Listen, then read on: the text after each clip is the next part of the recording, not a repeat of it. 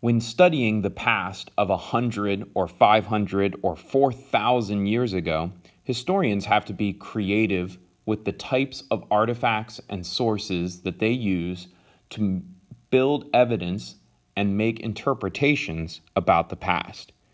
It's not always as easy as just looking something up in a book. Instead, when they're really trying to explore the past events, they have to use anything at their disposal. We tend to divide sources into two broad categories that we will attempt to balance throughout the year. The first are known as primary sources. And we call them that not necessarily because they are better than the other type of sources, but simply because they came first. Our official definition for primary sources are documents or artifacts directly from the time period being studied. And so the idea is that this is something that was actually there, or a person who saw the events and then wrote about it. An example of a primary source from World War II would be perhaps an actual tank from the battles.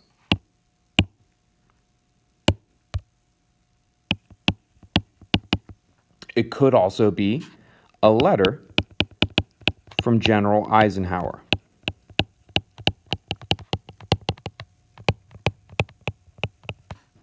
Now, we might ask why a primary source might be considered an advantage to look at. The advantage to these types of documents is that they give us not just details about events that happened, but also the thoughts and feelings of the people who were there. In addition, they might give us a more vivid or varied perspective.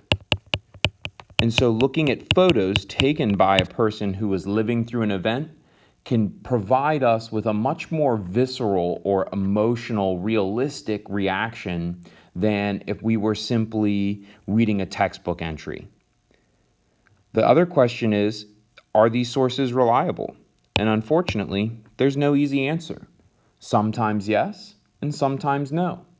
That letter from a soldier might be bragging about their own contributions because they were writing home to their mother or their wife, and they wanted them to think that everything was all right and that the soldier was brave and courageous. In reality, perhaps they were just sitting in an office throughout the battle pretending they were injured. We don't know for certain. And so, like with any source, we have to investigate a little further.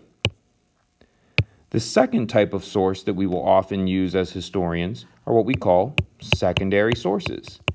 And again, that's because these are documents that have come after the fact. And so it was something that was made or written after the event. And our key takeaway is that we're thinking about something during the time period or something after the time period. And when we're making that decision, then we can decide if it's primary or secondary.